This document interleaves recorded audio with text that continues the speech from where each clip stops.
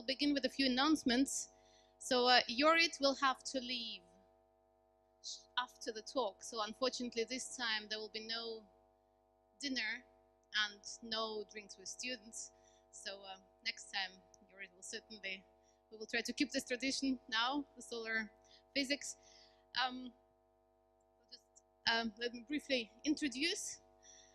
Jorrit is so he did his PhD in 2007 in Utrecht with Bob Rutten, a very well-known figure in radiative transfer and stellar physics.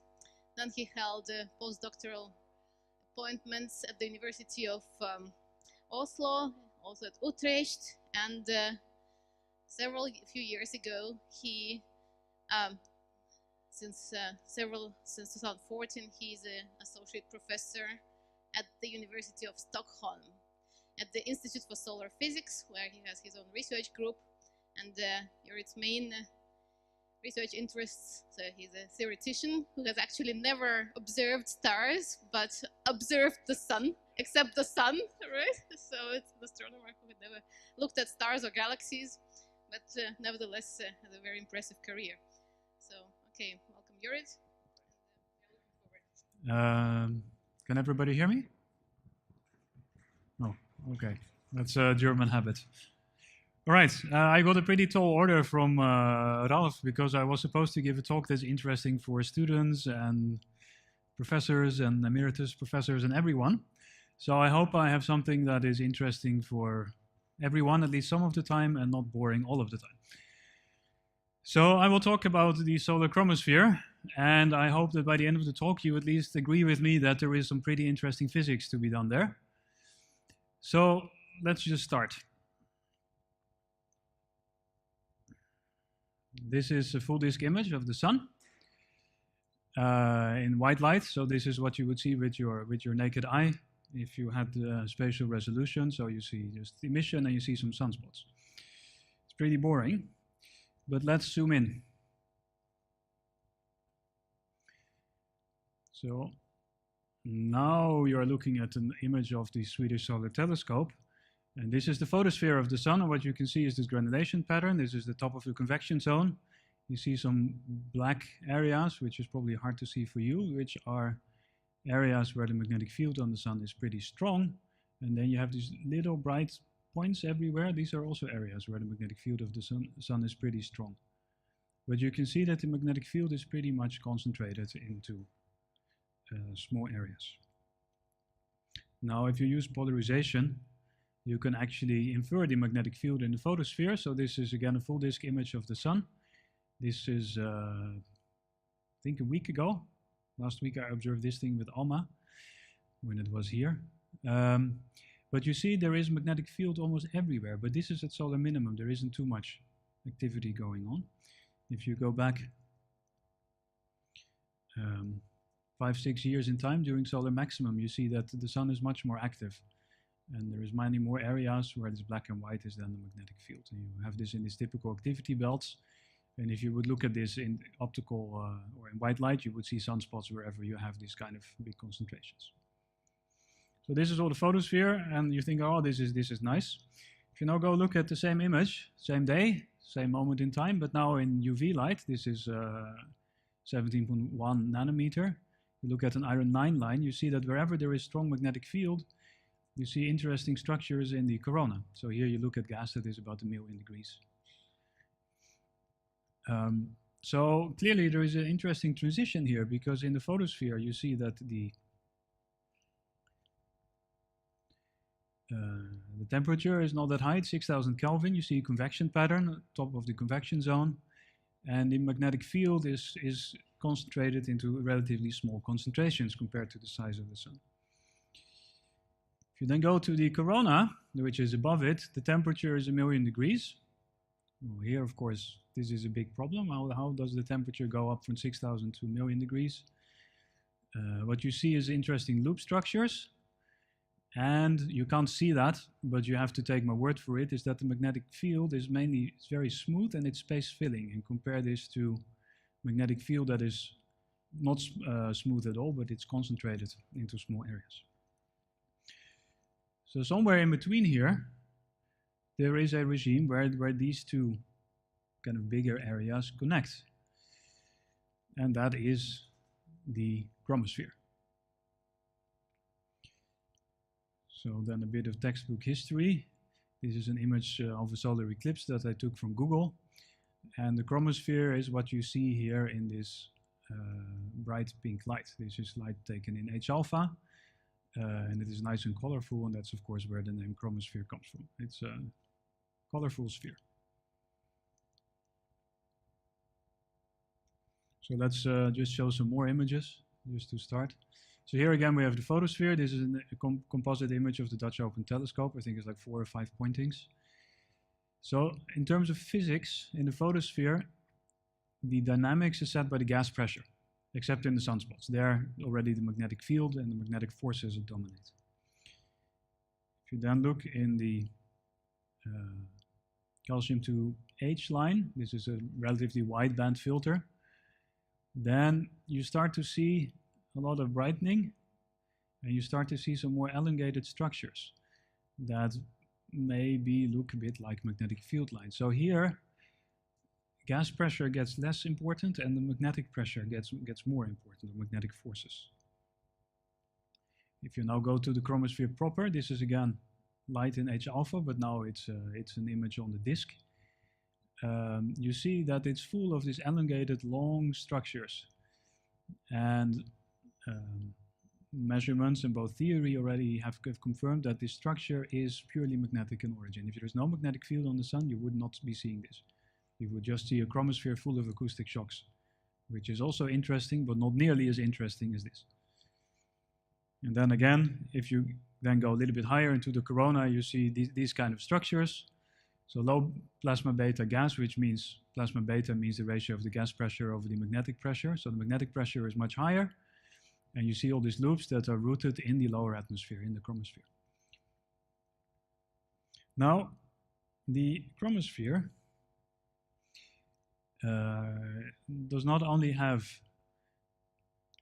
spatial structure down to very fine scales, it is also pretty dynamic. So this is a movie which I think is about 15 minutes of real time. I play it, of course, much quicker. And you see how quickly the chromosphere is changing. Stuff is moving up and down, getting bright, getting dark. So the chromosphere has very small spatial structure and it's very dynamic. This is another movie, Swedish Solar Telescope again, which doesn't loop. Sorry, I will play this again. This is again the calcium K line. And you see, this is a 20-minute movie. You see how this brightness changes very quickly. Every frame is 14 seconds. So you have areas where something pops up, gets bright for 14 seconds, and then it's gone. So if you really want to observe and really understand the chromosphere, you have to go down to the smallest observable scales. Smallest scale here is 80 kilometers. Let me close this. And timescales, there is evolution down to timescales of seconds. I don't have a movie with a one second cadence, but if I would show you that, you can actually see things changing on scale of a second. So my career and the career of many other solar physicists is trying to understand what's going on here. And chromospheric modeling has evolved a bit. In the 50s, the idea was something like this. You have the convection zone, then there is a temperature minimum.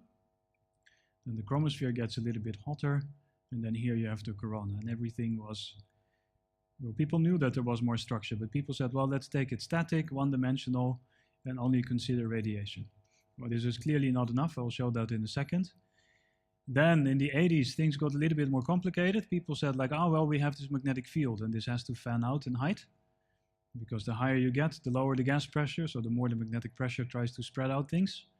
You can see this here. And then they also saw that there were acoustic shocks running mainly in the areas where the magnetic field is weak or non-existent. And then in the early 2000s, stuff gets even more complicated. So now you can ask the questions like, how does the magnetic field connect below the surface? Well, this is pure speculation. We don't really know. What kind of things do you see? There is now shocks. You see interesting other type of magnetic loops maybe.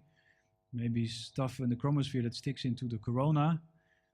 interesting symbols here that mean complicated physical processes. And then later in the 2000s, we had a great breakthrough because then we could make figures in color. So this is kind of now the standard cartoon of the chromosphere. If you see any review, then this is kind of the picture done by Sven Wedemeyer about 10 years ago now already. That is kind of the schematic idea. This is how we think that the chromosphere of the sun looks like. So you have magnetic concentrations where magnetic field fans out.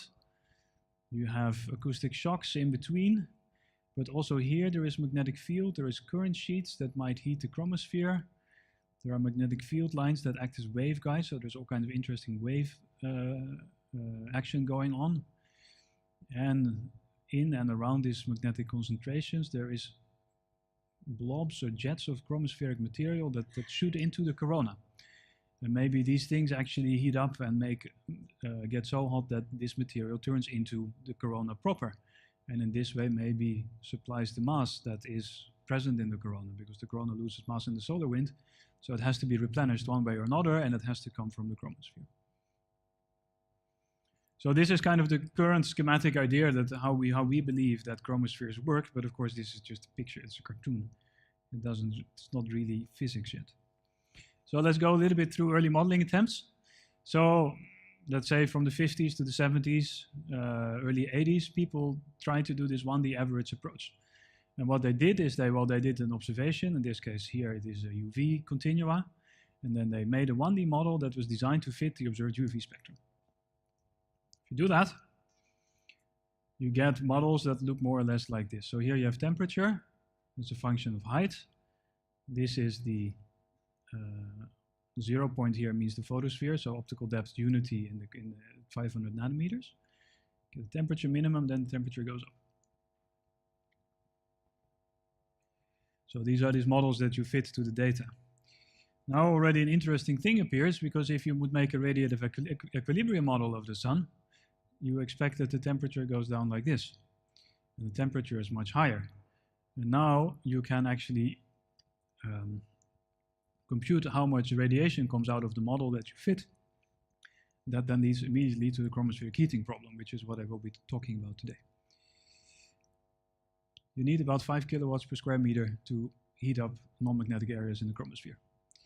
And if you have areas where there is a lot of magnetic field, the sun tends to get much brighter there, you need about 20 kilowatts per square meter. And this energy has to come from somewhere. It has to come mostly from below. But we don't really know how this energy is transported. We don't really understand how it's dissipated yet. And when you look at these 1D models, I think you could say, well, this model explains the average spectrum, so we're done. But it's not, because these averages hide all the complexity and variation that you have in time and space. This is data from 2014 from a satellite called IRIS. And sadly, the contrast is very bad, but you see here the time going, and you see how much the chromosphere is changing. So even if you can make a 1D model that on average explains chromospheric losses, you haven't explained anything, because the chromosphere doesn't look like that. The chromosphere looks like this. So here we have again this kind of classic 1D model with nice lines overplotted where the various spectral lines that we use are formed. But again, this doesn't specify where the energy is coming from. It only says, well, the temperature has to be like this. We predict that an atmosphere like this loses about 4 kilowatts per square meter. But still there is no physics. Where does the energy come from? So now come, say, the more modern approaches to understanding and modeling the solar chromosphere. And we can understand this, hopefully also other chromospheres. And you do this typically by taking the MHD equations. Mass conservation, energy conservation, some form of induction equation, momentum conservation equation, and then you need some equation of state that says if I have an internal energy and a mass density, what is my temperature and pressure? And if you do this with standard MHD, it doesn't really work, because there are a number of terms in here that are beyond MHD. And that is this, divergence of the radiative flux. So this has to do with radiative transfer. The divergence of the conductive flux, you need to include heat conduction. And we have a realistic equation of state. We don't use an ideal gas equation of state. We take, in the most advanced version, we take a lot of rather complicated physics into account here. So what else do we need? We need a photosphere as a driver. The energy input into the chromosphere comes from the photosphere, comes from below. So you need to include that in your model. Somehow you need to take into account that radiation goes from optically thick, wait, I see I miss an H here, to thin. Your MHD code needs to be pretty stable because the plasma beta goes from much larger than 1 to much smaller than 1, so a large range of parameter space. The microphysics goes from local thermodynamic equilibrium to non-local thermodynamic equilibrium, or sometimes even full non-equilibrium. So that means you need to solve time-dependent rate equations to get the right state of the atomic level populations. Small spatial and temporal scales are required because that's what we observe. Wait, but we also need large-scale structure. It turns out that if you make small models of the chromosphere, a lot of these interesting long things that you see, you don't get them, and you need those in order also to get the small structure right. This is a new result because this wasn't known 4 or 5 years ago, but you really need both the large and the small scale structures. And then you need a corona as an upper boundary because a lot of the energy comes from below, has to go into the corona too, because at the same time we still need to heat the corona. So if you don't have that, this energy loss or this mass loss at the top of your model, you're still not doing the right thing. And then the really kind of hot off the needle physics that we do is processes beyond MHD. It is now clear, I think, that doing classical MHD is not enough to understand chromospheres of the sun, the chromosphere of the sun, and probably chromospheres of other stars too. You need to go into plasma physics, kinetic effects in order to get things right. And of course, this is really, really difficult. So we are just making the first baby steps here. So one of the codes that I've been contributing to is called Bifrost. It's a 3D MHD code that was developed mainly at the University of Oslo. If you're interested in the details beyond what I'm going to talk about, you can find a reference here. So it essentially contains most of the ingredients that I've just been talking about.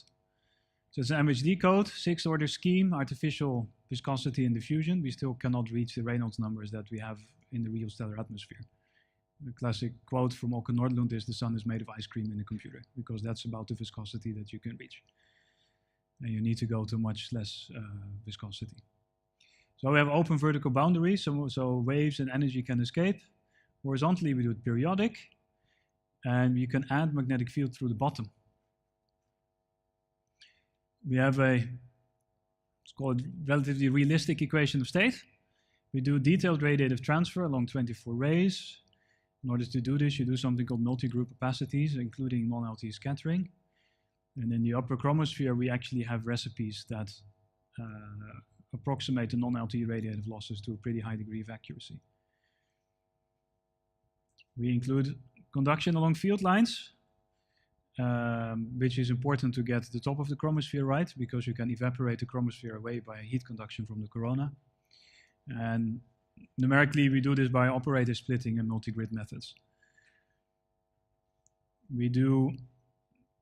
These are kind of more of the advanced features, time-dependent hydrogen and helium ionization. I'll come back to that. And we also include, as a first step to include real plasma physics processes, we include something called generalized Ohm's law, so extra terms to the induction equation. Can I talk until 5? When should I stop talking? Go ahead, all right. Because I have many slides to go, I say I might need to speed up. So we'll see. So about the radiation, what we do is we want to have this radiative flux divergence, which you can then write formally more or less as an expression like this. And well, we do this by approximating the entire spectrum by 4 representative radiation bins. We do include scattering, and you need to include this scattering in order to get the chromosphere correct. In the photosphere, you can get away with LTE, but in the chromosphere, it's just plain wrong. It's no use. And the seminal papers that describe these methods are given below. And if you go a little bit higher up in the chromosphere, the radiative transfer gets so complex that you can't get away with these 4 bins anymore. So what we do instead is that we do detailed calculations, and then we try to find recipes that fit the detailed correct answer. And these recipes, they have a particular form, just forget it. described in detail here. And then we also include, to make things even more complicated, incoming radiation from the corona, because the corona radiates out, but also in. And what goes down heats the upper chromosphere as well. So just to give you an idea about these recipes, so just look at one image here. If you do detailed calculation of the radiative losses as a function of height here, you get the solid black line. And if you then apply the recipe, you get the dashed black line, which probably from your point of view, you can't see the difference between the two. So we make recipes that are actually pretty accurate, even though we never solve the real full problem. And then the absorption of this incoming radiation field. Here you have a slice through a model. This is horizontal position in the model. This is vertical. And everything above the red line is corona. And here you see in blue, like where the corona is really emitting very strongly. And the emission from this area, you can see here, leads to heating all below the red line in the chromosphere. So you need to include those two ingredients too. I'll split or skip the thermal conduction. Just assume that works. We have that done. So if you do this in kind of realistic model, you don't have that much free parameters to play anymore, because you try to implement all the physics as realistic as you can. So once you set the effective temperature of your model, the only real initial condition that you have is the magnetic field. You're free to choose that to anything. There are no a priori constraints on this. So a typical model, if you run this, it would look like this. And here you see some example field lines and some example dynamics. You have a photosphere, chromosphere, transition region, and then a pretty large corona.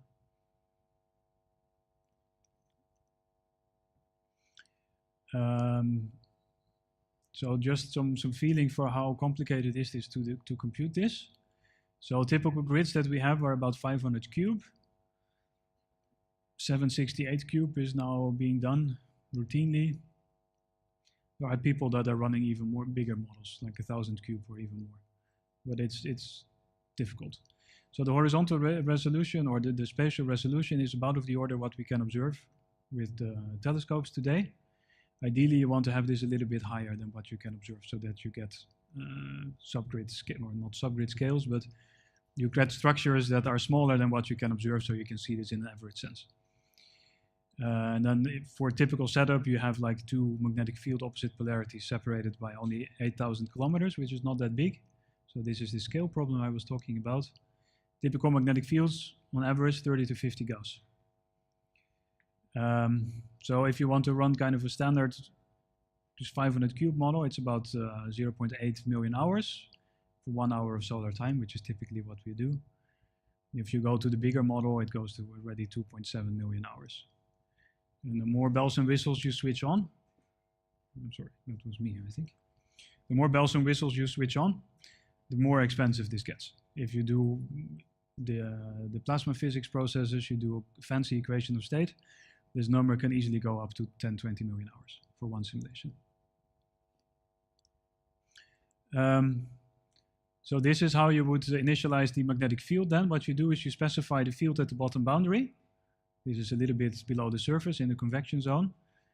So here you specify two polarities, and then you put a little bit of extra noise in there to make it a little bit asymmetric. And then you do a potential field extrapolation, which is easy. So this is now how then the magnetic field looks higher up in the model. This is how it looks in the photosphere. And then you switch on the model. And very quickly you can see that the magnetic field is swept into the intergranular lanes by the convective motions. You get something that is not unlike what you observe. And then you can look at the side of this model.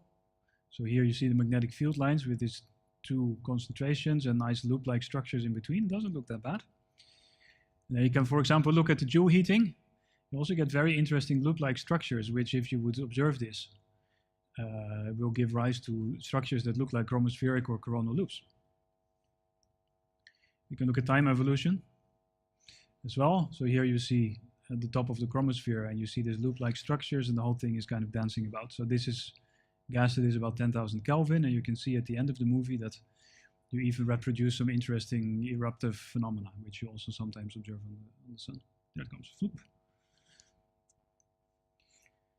Problem is that these models, they might look kind of at first glance a little bit like the sun, but you cannot directly compare this because you can only observe the sun by radiation. So you have to now compute how radiation comes out of this model.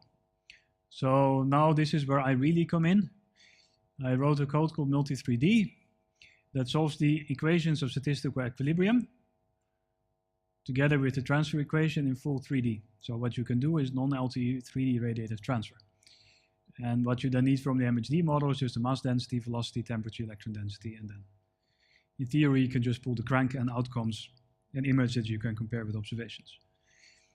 This is very nice because if you compute then the spectral lines or different spectral lines, you can sample different heights in the chromosphere. So here again is a slice through a simulation, horizontal position, vertical. Everything that's white is corona, so the chromosphere is this area. And then depending on the line that you're looking at, H-alpha, calcium, infrared, calcium K, magnesium, helium-304, you can sample different layers. So how does this look then? This is the photosphere, continuum, and then you can go to a little bit higher. You can go a little bit higher. Oh, I'm really sad that the screen has very, very bad contrast. H-alpha image, calcium image, well, it doesn't look like much. Magnesium, carbon-2, Lyman alpha, and helium-304. So this is all computed from a single snapshot from this model that I just showed. So this is something that is quite reminiscent of observations. And of course, you can also make a time series. So here now I take the model, and this is how the H-alpha intensity evolves in time. And you could compare this to one of the observations I showed in the beginning and see if there are similarities and differences. Well, this is the movie that I always include for propaganda, if I can make it work. This is how the helium-1 10A30 line looks like. But now we look like we're flying through the sun. This is pretty scientifically accurate, but you don't really do science on a movie like this, but it's just nice to show. We also have competitors with the Bifrost code. There is something called the Muram code, which is in many ways similar to Bifrost as MHD. There's a little bit simpler radiation and equation of state, but it does a very nasty trick with the alphane speed in order to get the Courant condition relaxed a little bit, and that has as an advantage. You can do much bigger simulation boxes with much larger, stronger magnetic fields. And what you can do is you can simulate a pretty large box where you let magnetic field come up through the convection zone into the chromosphere and into the corona. And that looks like this. So you see the box here is much bigger than what we had before. It's about 4 times longer and twice as wide. And in the photosphere, you even get things that look a bit like sunspots. And sadly, if you look at the chromosphere, you would see all kind of very large, elongated, interesting structures that look much more like the sun than the Bifrost models. And the reason is that I believe is that here you have the large scales that you need in order to get the small scales right as well. And then, of course, you can do radiative transfer on this as well. This is work by a PhD student of mine, Johan Björgen.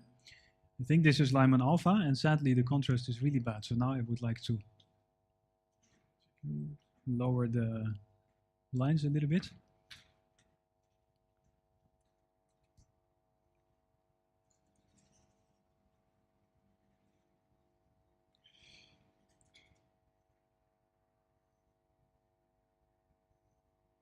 Well, I can let it play. So here what we do is we start looking from the top, and then we progressively change the viewing angle towards closer and closer towards the solar limb, so more and more from the side. And you can see the pretty complex 3D structure that this model actually has. You might not appreciate if you look at it from the top, but when it starts rotating, you see kind of the perspective changing. So I guess we're done, right? Everything is there. We have nice loops and structures and eruptions, and it looks pretty much like the sun. Well, if you actually start looking in detail, that's actually not the case. Because if you start to compute line profiles from these models, and you compare them to observations, you start to see that they don't fit. These are magnesium lines. From the model, you get the black curve. And from the observations, various experiments, you get the red and the blue curve. So you see that the emission peaks here in the middle, they're not quite high enough. So I think we don't make our model hot enough. and the lines are not wide enough in our model. The observations is about twice as wide. It's not only in these lines. This is a comparison of calcium lines. This is the simulation in red, and this is the observations in black. In this case, we have too much emission, but the line widths are wrong. Same here. If you do another line again, this is calcium 8542, and black is what you want to fit. And in red and blue are various models, and you see we're not there. So even though the structure looks right, it's clear that we don't really have the details right. So why is this fitting these lines so hard? Now we're going into some more physics. It has to do with the energy balance. So here we have the energy equation again. So here you have the classic energy conservation equation, and on the right hand side you have terms that destroy the conservation. So we have compression, we have conduction, we have radiation, we have viscosity, and we have heat or energy production through due to magnetism. So dissipation of electric currents essentially. So this all has to be taken into account at the same time. But once you have the energy, even if you do this right, you have the following problem, is that you have to go from energy, internal energy per mass, so how many joules per gram of material do I have, you have to go to temperature, because for radiative transfer, for getting the lines right, you need temperatures. So here we then have a slightly simpler version of the energy equation again, but you need an equation of state to get the pressure and to get the temperature. And an equation of state is not that easy to construct to do it right. Here you have the internal energy is some Boltzmann term times the particle density plus internal energy of all the particles. And then you need to supplement this with the charge conservation equation. And then you have a pressure equation, but this one follows from the other two. And then you have to do essentially solve this system for each atom and molecule, for each ionization stage, and for each excitation state, so for each quantum state in every atom and ion that you have. So we have kinetic energy, and then in the internal energy is dissociation, ionization, and excitation. And this ionization is super important. If you think about it, the chromosphere is not that hot. It's about 10,000 Kelvin. So if you then look at the kinetic energy, or so that a particle has at 10,000 Kelvin, it's less than an electron volt. But if I want to ionize hydrogen, it's about 13 electron volt. If I want to make an H2 molecule, I get 4.5 electron volt. If I want to ionize helium, I need even more. So if you want to have a good correct temperature, you really have to put the right amount of energy into the ionization, because otherwise you start to put it into kinetic temperature, kinetic energy, and your temperature is unrealistically high. Well, this is the same point again. I'll just move on. So how to deal with the ionization? So now you get into the real problem, is that I hope that you remember from the previous equations that you need to have the level populations for all species. And then, but these things, they move around. So I need to have continuity equations for all my level populations. And you need to have transition rates, P, but they depend on the radiation field. So what I actually need to do is solve the MHD equations plus the radiative transfer for each and every species in my model. You can't really do this. So what we did instead is say, oh, we start by just doing this for hydrogen. So we added that to the MHD code. So now we actually solve these equations at the same time, together with energy conservation and charge conservation, and then you have effectively made a new equation of state that is more realistic. And then something interesting happens. If you do this, you do a 2D simulation without almost any magnetic field, horizontal position, vertical position. So here's temperature, just look at this plot. So here you have the convection cells. White is the corona again, and within black you have the chromosphere. You get these huge areas where it is very, very cold. In this model, if you do this, it cools down to below 1,500 Kelvin. And there we stop. We add artificial heating because otherwise the code is no longer stable. But if you wouldn't do this, then it turns out that you can probably cool down the sun or areas on the sun to below 1,000 Kelvin, which I personally believe is just plain wrong. But this simulation that we did a couple of years ago then indicates that magnetic fields are important. Something is missing in this hydro simulation. So here you have it. If you run a simple equation of state where you make H2 molecules, then whenever you make an H2 molecule, when the temperature gets low, you release a large amount of energy. And that limits the temperature a little bit. So in principle, this is now a histogram of the temperature. And this is a line where you say I have 10% H2. And you can see that once you start making H2, when it's about 10%, it's impossible to cool your model. But if you do it the correct way in a hydro model, then you cannot make H2 molecules quick enough because the densities are too low. And then your temperature drops until we hit this artificial cooling limit. So this was an indication that magnetic heating or heating somehow induced by the magnetic field is essential everywhere in the chromosphere. Now this is a step beyond saying, well, the chromosphere is hydro. So the low temperature of the chromosphere is unknown. All these current models, they predict very low temperature. So maybe it is something with the local dynamo. There is a magnetic dynamo acting everywhere in the sun. So everywhere there is actually a little bit of magnetic field. So maybe if we add this, we can get the temperature right. But adding a dynamo is very difficult because you need very high resolution models, like 2-3 kilometers spatial resolution. And we cannot really afford that. And then another effect is what I mentioned, is that you have to go beyond MHD in order to make dissipation of magnetic energy more efficient. Where you can do the same thing for the high temperatures in the chromosphere. So now we don't only solve these rate equations for hydrogen, but we also add helium, which is the second most abundant species. And then we hope if we do both of them at the same time, we can do the equation of state right. So there's a lot of technical details that I will just skip, but I will show you why this is important. If you take an LTE equation of state, this is kind of the temperature histogram that you get. So here you have temperature. On the horizontal axis, you have height in the model. And the chromosphere is about this area here. So what you will see is these interesting horizontal bands where the simulation likes to be. It likes to be at 7,000 Kelvin, 10,000 Kelvin, and 20,000 Kelvin.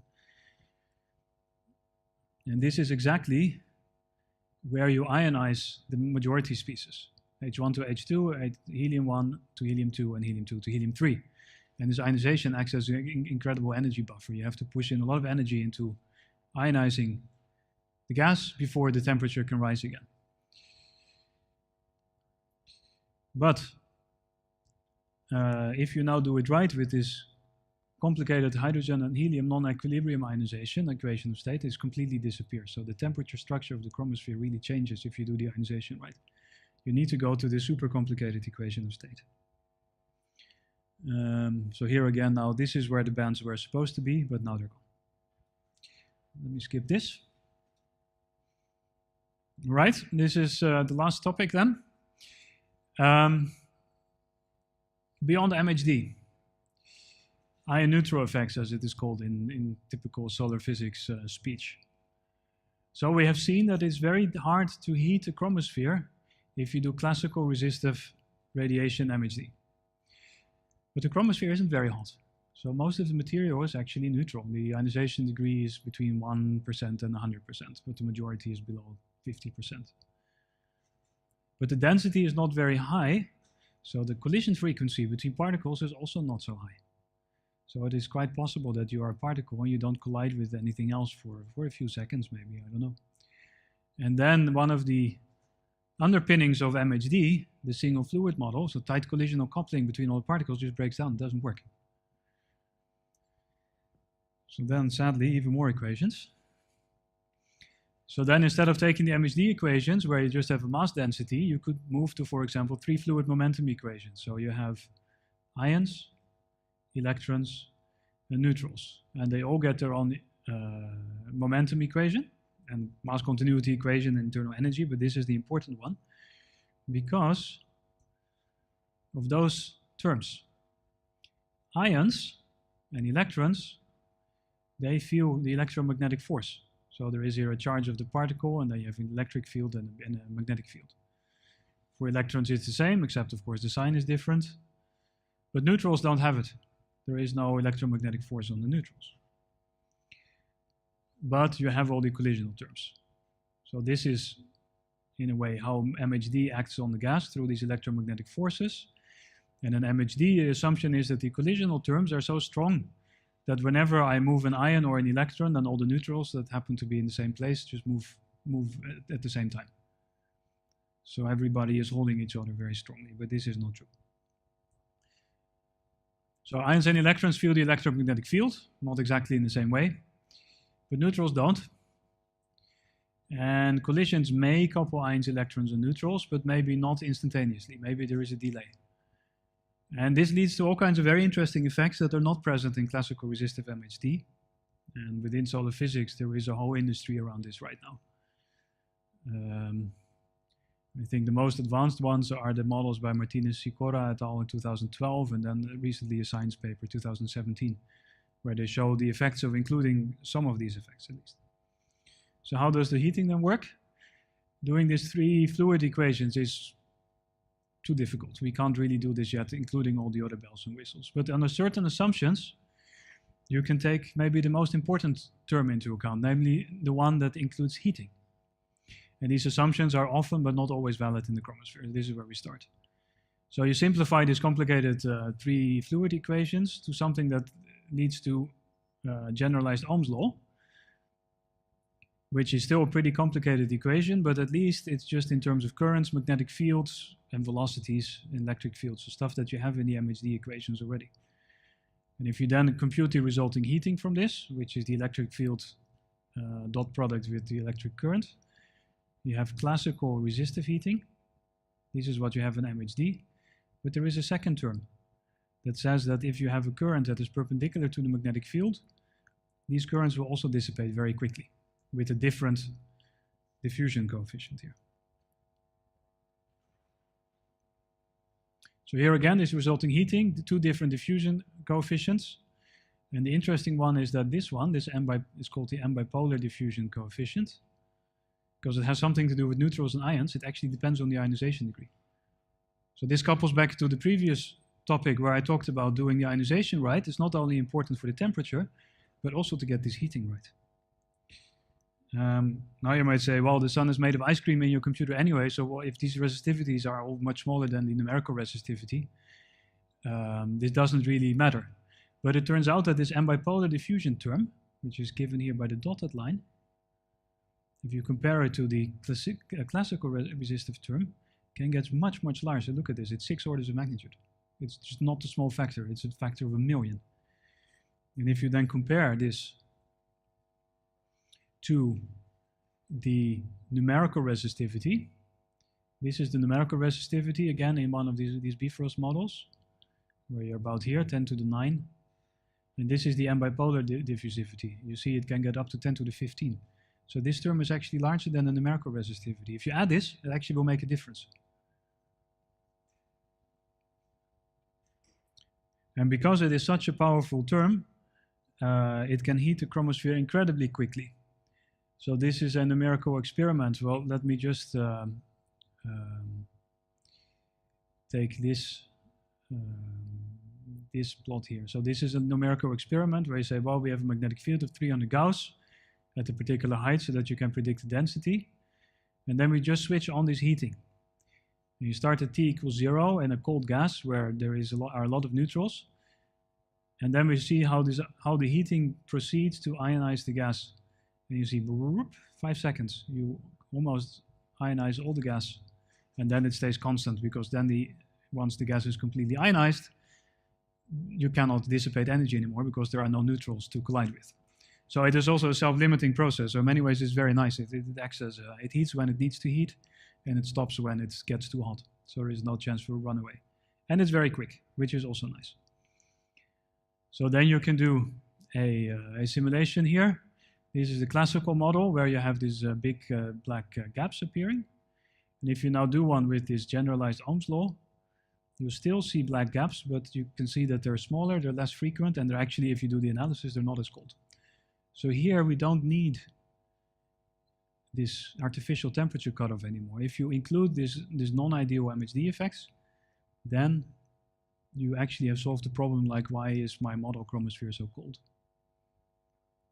And here you can see that again as a PDF. We've seen this plot before. Temperature here. Now it's a function of density, but this is a height scale. So this is deep down, this is high up. If you do the classic one, you see you get these very low temperatures here and this really artificial looking cutoff temperature.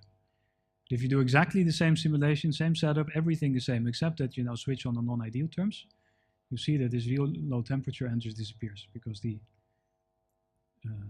M bipolar, or the heating by M bipolar diffusion, as it's called, is sufficient enough. So, last slide, or second to last slide. So this heating by ioneutral effects really seems to be the new big thing in solar physics because I think it solves a lot of problems. But the assumptions that go into to stick this into MHD without having to go to multifluid is not always valid. So maybe some of the results that we're getting, they're probably not completely right. One of the problems is that you have to specify how efficient these collisions are. And there is various different theories about this, and you can pick one, and based on that, you can get quite different results. So there is a theoretical effort now going on to really restudy this, because I think the last time this was really done was in the 60s. So I think people can do better now. And then back to all the other modeling efforts. If you want to do this heating, it couples back to the ionization degree, it couples back to the radiative cooling. So you have to do all this physics together in order to build a nice model of the chromosphere.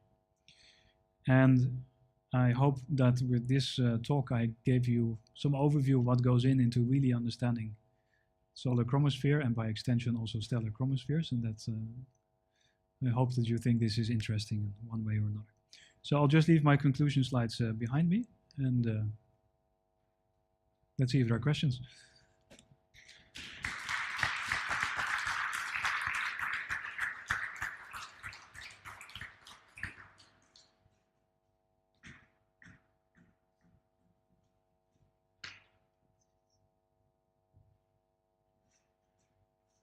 Okay.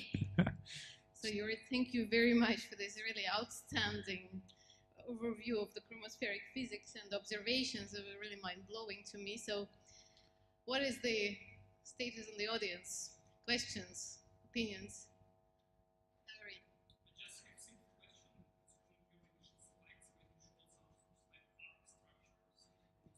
Yeah.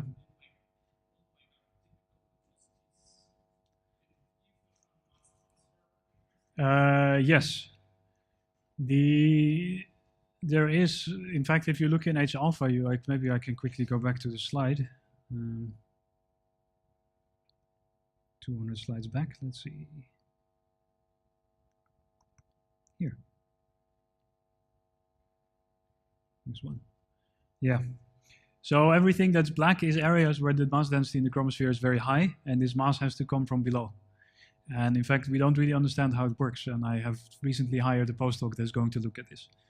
And velocities in these structures are parallel flows about 20, 30 kilometers per second, and there are waves, Alfvén-like waves that have amplitudes of also 20, 30 kilometers per second. No, these speeds are supersonic. But because it's typically low plasma beta regime, they're in the magnetic regime, and it's not uncommon.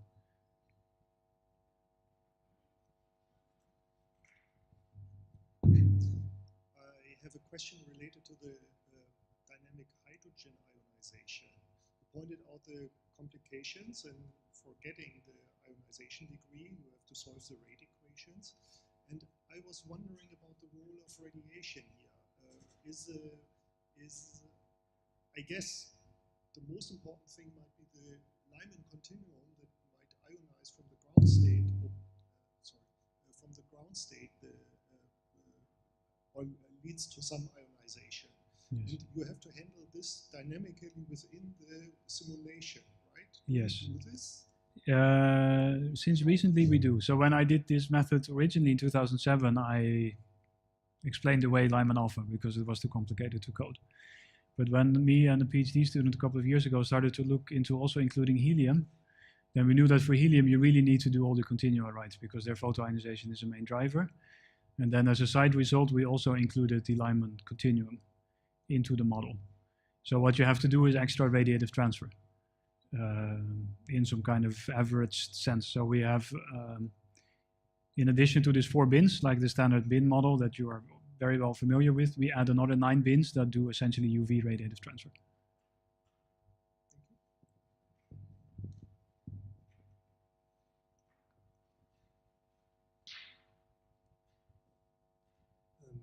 I have a question to the simulation that have been carried out.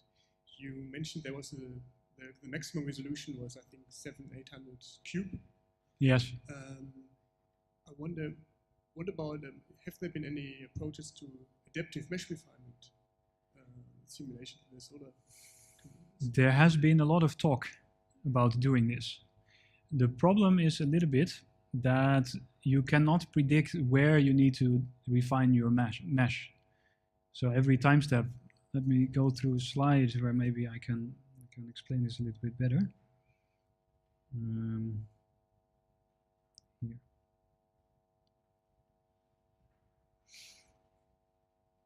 So this is now a 2D simulation, and here I show the compressibility, so the minus divergence of V. And you see that you have these kind of arcs. These are shock waves.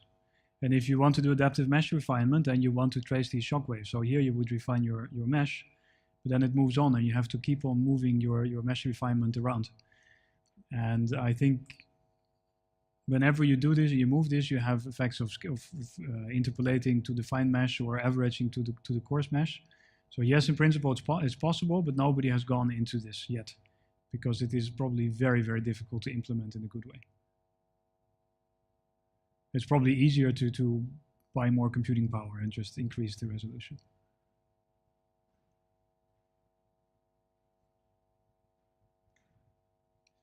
I got a bit lost at where you're at now at the low temperature limit, at the hydrogen recombination boundary. So you still have recombination included, but only as an equilibrium process, or have you thought about including it in non-equilibrium? Yeah, sorry, I dropped over that. That you are absolutely right. Let's see where we are. And I actually do it wrong, I believe. So this I do for the atomic hydrogen, but we have a rate equation for hydrogen molecules too. So we have the conservation equation, and here then you have the production and the sink terms. But as you can see, this is very simple. I say, oh, you can only make H2 by a 3-body collision. And you can destroy it only by a hydrogen molecule collide with the hydrogen atom. And then these rates, they come from kinetic computations. This is from chemistry. I think this is not that bad, but I suspect that this is a very bad pathway to make hydrogen molecules. It's probably much more complicated. But if you start to add all kinds of other molecules, then for each extra molecule, you need to solve these equations, and it really gets out of hand. So I think this is wrong and should be tackled, but at this point, it's too expensive to do a full chemical reaction network.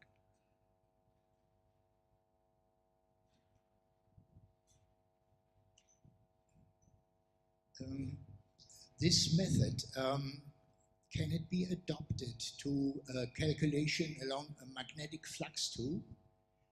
I mean, by concentrating in the photosphere on a very small diameter and with many points, and then in height, and you limited the top to a boundary.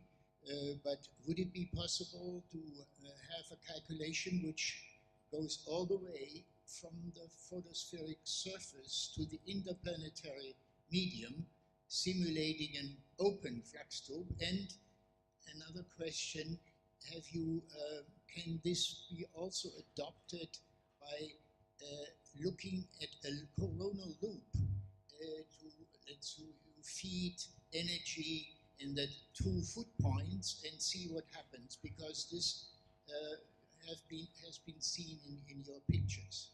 To answer your first question, I think in principle, yes, but I'm not sure that all the physics that we have is then the relevant physics to understand how you could accelerate the solar wind, because I guess that is the real question. How do you accelerate the solar wind into interplanetary space? So maybe MHD is not enough, but in principle, you could do it with a model like this. And to the second question about how do you look at coronal loops as well in these models? Yes, people do, but I don't. But people have been looking at it. But my understanding of this is that it is extremely easy to make, with these kind of models, a corona that looks like the observations. So I think the diagnostic power of saying, well, it looks like the observations is not good enough. It's very easy to make a nice looking image, but when you go into the details, you see stuff doesn't fit yet. Maybe a third question, how far do you see is the progress towards a dynamo theory? Meaning a theory which where your input are 4 parameters like effective temperature, gravity, metallicity, and rotation rate of a star, and then a prediction of its magnetic behavior. I mean, I don't know whether this has been even succeeded in the sun so far, but with this powerful magnetohydrodynamic codes, do you see any progress in this direction? This is pretty far from what I am doing, because this is really solar interior. Yeah, I think there is people working on this, and I think if you tweak your parameters right, you can make a 11-year cycle Epcon latent dynamo. But also there, once you start looking into the details and ask, why did you make this parameter exactly this number and not another number, then I think the answer is we don't really understand, but we're on the way. But this is really outside of my area of expertise, so I don't want to say much more about it. So, thanks for this very nice talk, very fascinating, extremely complicated. So I think we do much more simpler hydrodynamics. I have maybe one comment in the question, because it's up here. I think the 3-body H2 formation rate is not such a bad approximation. I mean, we do that for the primordial universe in similar densities, different temperatures, of course, but I think it is still the main production. Is it? All right. Well, that is heartening to hear. I thought that there were a lot of... it's easier to make H2 molecules by series of 2-body interactions. Like HH gets H2 plus, which then captures an electron or something like that. Because it scales with the density to the third, this rate goes down the moment the density drops. But where a series of 2 bodies interactions probably don't go down that quickly with the rate. I think one would need to look at it, how the temperature dependence is. For our case, it is certainly dominating at 10 to 11, 12 particles per cubic centimeters. All right. The other question that I had was, I was constantly wondering how good the hydrodynamic approximation actually is.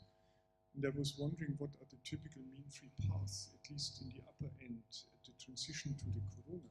Shouldn't you do kinetic theory Yes. at the end? Yes, you should, actually. So how comes it's still working the way you do it? No, it doesn't really work. There is a lot of problems with fitting the line widths and these intensities, and this is not only temperature. So I talked here mainly about temperature, and that means the intensity of the lines, which we don't get right. But I think we don't understand the line widths either, and this might well have to do with the fact that we are not taking more kinetic effects into account. So there is a big effort going on also now in Oslo, where they want to make a multi-fluid code, where they take at least some kinetic effects into account.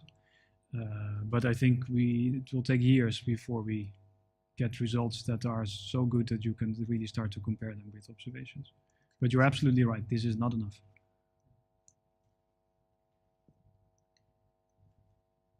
There are more questions? No? Okay, then let's thank the speaker.